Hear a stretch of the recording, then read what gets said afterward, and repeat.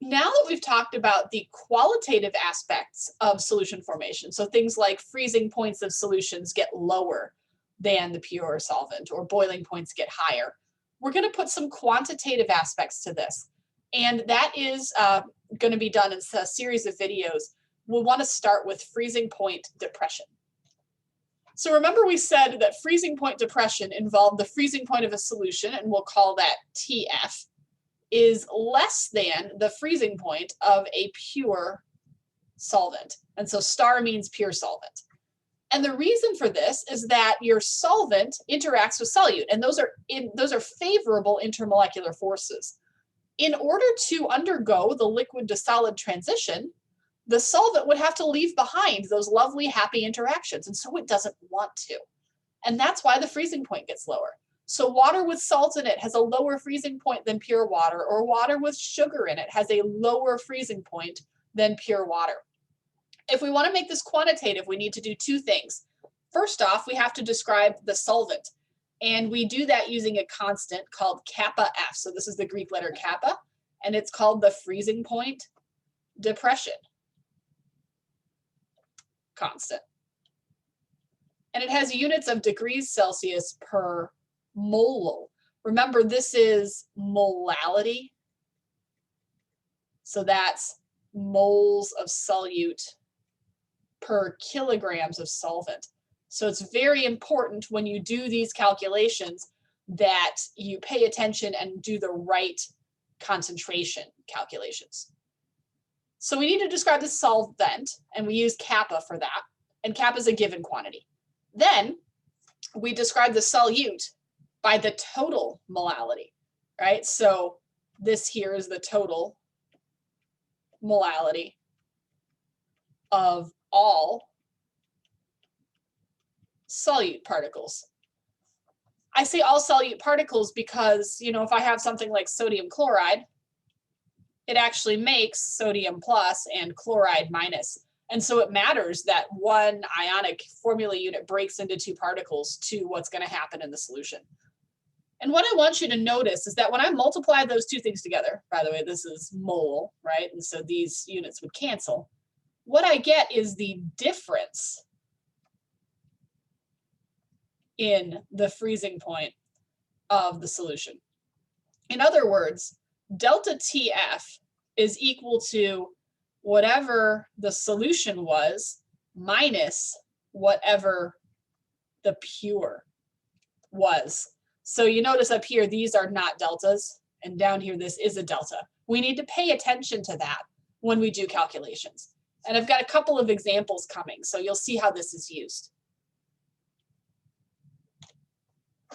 So here's our first one, right? I'm going to take 2.5 grams of sodium chloride, and I'm going to dissolve it in 75 grams of water. Things I already know. I know the kappa F, right? 1.86 degrees Celsius per mole. Things I need. Well, if I know something about the solution, we're going to get that from the NaCl in water, right? That is the means of finding the concentration. That's exactly what that is. So let's pause and let's calculate the molality so that we can go on. So remember, you're looking for moles of solute, and NaCl is the solute, per kilograms of water. Let's do it. And remember that water has a density of 1 gram per milliliter. So the number of milliliters of water and the number of grams of water are the same if you ever need that. So pause and calculate the molality. All right, so I have us partway there. Remember that molality is moles per kilogram. And since there's 75 grams of water, I have 0.075 kilograms of water. And mole-wise, I just convert grams to moles using the molar mass. So that comes out to 0.5698 mole NaCl, except that sodium chloride is an ionic compound. It makes 2 ions. And so the total molality needs to be multiplied by 2. So when we do that, we get a slightly different number, right? The total molality is 1.1396 mole. That matters because when I do the delta TF, then I'm going to put in that total molality. So delta TF now is equal to the 1.86 degrees Celsius per mole times 1.1396 mole. And that's equal to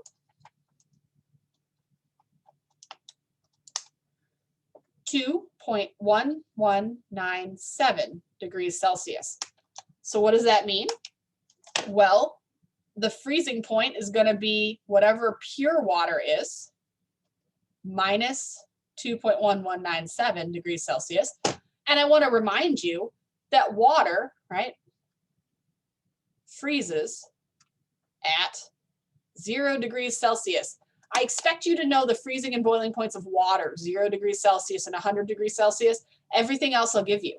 But the temperature that it freezes at is actually negative, let's just say 2.12 degrees Celsius. That is our freezing point. And that matters, right? It's a negative freezing point. It's lower, right, than TF star, right? We always want to go back and make sure that what we said at the beginning, freezing points get lower, actually happened. And by doing the subtraction problem correctly, we do see that. Let's look at another example. So here's one involving methanol, right? So CH3OH with a certain molar mass, and ethanol with a different molar mass. And we want to know which solution has the lower freezing point. And you notice I didn't give you all the information, right? We're missing KF of water. I could look it up if I wanted to, or I could remember something. I could remember that delta TF is equal to KF times N. So what that means is that, you know, these are both water, right? So KF same for both solutions. Why? Because they both have the same solvent. So what that means is if the molality increases, then the freezing point change gets higher, which means that the actual freezing point gets lower. So all I'm really trying to do with this question is identify which solution has the higher molality. When I look at these compounds, I see that they are both covalent, right? And what we know is that covalent compounds don't break up, right? One particle. So molality calculations are even going to be pretty simple. So let's calculate our molalities and see where we get. First, methanol. We find out that this 11 grams of methanol corresponds to 0.343 moles of methanol. And I divide that by the fact that 100 grams of water is 0.1 kilograms. And I remember that CH3OH is a covalent compound, so it won't break up. And putting all of that together, I get that this is a 3.433 mole solution. Let's look at our other one. All right, so using a similar process, you see that we have 0.478 moles of the ethanol, and that's into 0.2 kilograms of water. And so that's a total molality of 2.388 mole. And so remember what I said before, because the methanol solution has a higher total molality, it has the lower freezing point, right? More solute, higher concentration of solute, and that's total concentration, so take into account things that break up, gives the lower freezing point. We're going to see similar calculations when we turn over and talk about boiling point elevation. Remember, it's all about total concentration and then about calculating the freezing point from there.